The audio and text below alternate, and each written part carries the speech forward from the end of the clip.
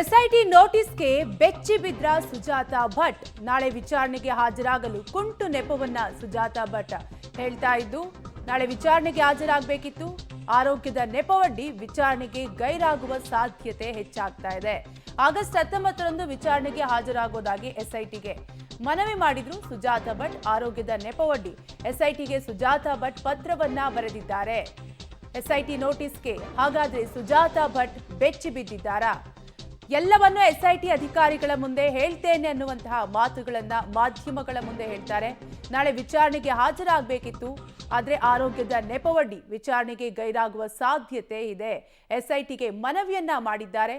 ನಾಳೆ ವಿಚಾರಣೆಗೆ ಹಾಜರಾಗಲು ಕುಂಟು ನೆಪವನ್ನ ಹೇಳ್ತಾ ಇದ್ದಾರೆ ಸುಜಾತ ಭಟ್. ಆರೋಗ್ಯದ ನೆಪವೊಡ್ಡಿ ವಿಚಾರಣೆಗೆ ಗೈರಾಗುವ ಸಾಧ್ಯತೆ ಹೆಚ್ಚಾಗಿದೆ. ಆಗಸ್ಟ್ 19ರಂದು ವಿಚಾರಣೆಗೆ ಹಾಜರಾಗುವುದಾಗಿ ಎಸ್ಐಟಿಗೆ ಮನವಿ ಮಾಡಿರ್ತಾರೆ ಸುಜಾತ ಭಟ್. ಈಗ ಆರೋಗ್ಯದ ನೆಪವೊಡ್ಡಿ ಎಸ್ಐಟಿಗೆ ಸುಜಾತ ಭಟ್ ಪತ್ರವನ್ನ ಬರೆದಿದ್ದಾರೆ. 19ನೇ ತಾರೀಕಿನೊಂದು ತನಿಖೆಗೆ ಹಾಜರಾಗ್ತೇನೆ ಅಂತ ಎಸ್ಐಟಿ 29ನೇ ತಾರೀಕಿನೊಂದು ತನಿಖೆಗೆ ಹಾಜರಾಗ್ತೀನಂತ ಮನವಿ ಪತ್ರವನ್ನ ಎಸ್ಐಟಿ ಅಧಿಕಾರಿಗಳಿಗೆ ಸುಜಾತ ಭಟ್ ಬರೆದಿದ್ದಾರೆ. ನಾಳೆ ವಿಚಾರಣೆಗೆ ಹಾಜರಾಗಬೇಕಿತ್ತು, ಆದರೆ ಆರೋಗ್ಯದ ನೆಪ ಹೇಳಿ 29ನೇ ತಾರೀಕಿನೊಂದು ತನಿಖೆಗೆ ಹಾಜರಾಗ್ತೀನಿ ಅಂತ ಎಸ್ಐಟಿ ಅಧಿಕಾರಿಗಳಿಗೆ ಮನವಿ ಪತ್ರವನ್ನ ಸುಜಾತ ಭಟ್ ಬರೆದಿರುವಂತಹ ಪತ್ರವನ್ನ ನೀವು ಕೂಡ ಪಬ್ಲಿಕ್ ಟಿವಿಯ ಸ್ಕ್ರೀನ್ ಮೇಲೆ ಗಮನಿಸ್ತಾ ಇರಬಹುದು. ಒಟ್ಟಾರೆಯಾಗಿ ಅನನ್ಯ ಭಟ್ ನಾಪತ್ತೆ ಪ್ರಕರಣಕ್ಕೆ ಸಂಬಂಧಪಟ್ಟಂತೆ ಸುಜಾತ ಭಟ್ ಗಂಟೆಗೊಂದು ಗಳಿಗೆಗೊಂದು ಸ್ಟೇಟ್ಮೆಂಟ್ ಅನ್ನ ನೀಡ್ತಾ ಇದ್ದಾರೆ. ಅದು ಕೂಡ ಗೊಂದಲದಲ್ಲೇ ಸ್ಟೇಟ್ಮೆಂಟ್ ಅನ್ನ ನೀಡ್ತಾ ಬರ್ತಿದ್ದಾರೆ. ಡೀಟೇಲ್ಸ್ ಕೊಡ್ತಾರೆ ನಮ್ಮ ಪ್ರತಿನಿಧಿ ಸುಖಪಾಲ್. ಸುಖಪಾಲ್, ಈಗಾಗಲೇ ಎಸ್ಐಟಿ ಅಧಿಕಾರಿಗಳಿಗೆ ಸುಜಾತ ಭಟ್ ಮನವಿ ಪತ್ರವನ್ನ ಸಲ್ಲಿಸಿದ್ದಾರೆ. ಪತ್ರದಲ್ಲಿ ಏನೆಲ್ಲ ರಿಕ್ವೆಸ್ಟ್ ಮಾಡಿದ್ದಾರೆ?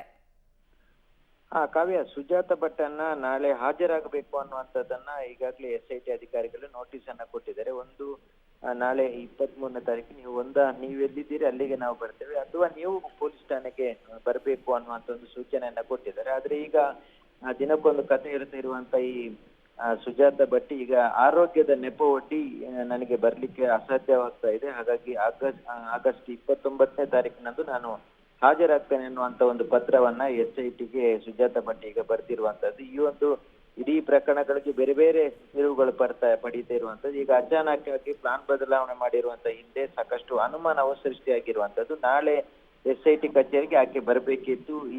ಈಕೆ ಕೊಟ್ಟಿರುವಂತ ದೂರೇನಿದೆ, ನನ್ನ ಮಗಳು ಅನನ್ಯ ಭಟ್ ನಾಪತ್ತೆ ಆಗಿದ್ಲು, ಧರ್ಮಸ್ಥಳಕ್ಕೆ ಬಂದು ಅನ್ನುವಂತ ಒಂದು ದೂರು ಕೊಟ್ಟಿದ್ಲು. ಆ ದೂರು ಧರ್ಮಸ್ಥಳ ಪೊಲೀಸ್ ಠಾಣೆಯಲ್ಲಿತ್ತು. ಅದರಿಂದ ಬಳಿಕ ಅದನ್ನ ಎಸ್ಐಟಿಗೆ ವರ್ಗಾವಣೆ ಮಾಡಲಾಗಿತ್ತು. ಇದರ ತನಿಖೆಯನ್ನ ಮಾಡ್ಲಿಕ್ಕಾಗಿ ಈಗ ಸುಜಾತ ಭಟ್ ಅನ್ನ ಎಸ್ಐಟಿ ಅಧಿಕಾರಿಗಳು ಕರೆಸ್ಕೊಂಡಿದ್ದಾರೆ. ಆದ್ರೆ ನಾಳೆ ನೋಟಿಸ್ ಕೊಟ್ಟಿದ್ರು, ನಾಳೆಗೆ ಬರೋದಿಲ್ಲ ಅನ್ನುವಂತ ಹಿನ್ನೆಲೆಯಲ್ಲಿ ಈಗ ಅದನ್ನ 29ನೇ ತಾರೀಕಿಗೆ ಬರ್ತೇನೆ ಅನ್ನುವಂಥದ್ದನ್ನ ಸುಜಾತ ಭಟ್ ಮನವಿ ಮಾಡುವುದರ ಮೂಲಕ ತಿಳಿಸಿರುವಂತದ್ದು. ಕಾವ್ಯ, ಥ್ಯಾಂಕ್ ಯು ಸುಖಪಾಲ್. ಡೀಟೇಲ್ಸ್ಗಾಗಿ ಒಟ್ಟಾರೆಯಾಗಿ ಎಸ್ಐಟಿ ಅಧಿಕಾರಿಗಳ ಮುಂದೆ ನಾನು ಎಲ್ಲವನ್ನೂ ಹೇಳ್ತೇನೆ ಅಂತ ಮಾಧ್ಯಮಗಳ ಮುಂದೆ ಸ್ಟೇಟ್ಮೆಂಟ್ ನೀಡ್ತಾರೆ. ಆದರೆ ನಾಳೆ ವಿಚಾರಣೆಗೆ ಹಾಜರಾಗಬೇಕಿತ್ತು, ಆದರೆ ಆರೋಗ್ಯದ ನೆಪವೊಡ್ಡಿ ವಿಚಾರಣೆಗೆ ಗೈರಾಗ್ತಾ ಇದ್ದಾರೆ. ಎಸ್ಐಟಿ ಅಧಿಕಾರಿಗಳಿಗೆ ಮನವಿ ಪತ್ರವನ್ನು ಕೂಡ ಸುಜಾತ ಭಟ್ ಬರೆದಿದ್ದು, ಆಗಸ್ಟ್ 29ನೇ ತಾರೀಕಿನೊಂದು ವಿಚಾರಣೆಗೆ ಹಾಜರಾಗ್ತೀನಿ ಅಂತ ಪತ್ರದಲ್ಲಿ ಉಲ್ಲೇಖವನ್ನ ಮಾಡಿದ್ದಾರೆ. ಇನ್ನು ಸುಜಾತ ಭಟ್ ಎಸ್ಐಟಿ ಅಧಿಕಾರಿಗಳಿಗೆ ಬರೆದಿರುವಂತಹ ಪತ್ರವನ್ನ ಪಬ್ಲಿಕ್ ಟಿವಿ ಸ್ಕ್ರೀನ್ ಮೇಲೆ ನೀವು ಕೂಡ ಗಮನಿಸ್ತಾ ಇರಬಹುದು. ಒಟ್ಟಾರೆಯಾಗಿ ಒಂದ್ ಕಡೆ ಹೇಳ್ತಾರೆ, ಎಸ್ಐಟಿ ಅಧಿಕಾರಿಗಳ ಮುಂದೆ ನಾನು ಎಲ್ಲ ಮಾಹಿತಿಯನ್ನ ಹೇಳ್ತೇನೆ, ತದನಂತರ ಮಾಧ್ಯಮಗಳಿಗೆ ರಿಯಾಕ್ಟ್ ಮಾಡ್ತೀನಿ ಅನ್ನುವಂತಹ ಪ್ರತಿಕ್ರಿಯೆಯನ್ನ ನೀಡ್ತಾರೆ. ಆದರೆ ನಾಳೆ ವಿಚಾರಣೆಗೆ ಹಾಜರಾಗಬೇಕಿತ್ತು, ಆದರೆ ನಾಳೆ ಆರೋಗ್ಯದ ನೆಪವೊಡ್ಡಿ ವಿಚಾರಣೆಗೆ ಸುಜಾತ ಭಟ್ ಗೈರಾಗ್ತಾ ಇದ್ದಾರೆ.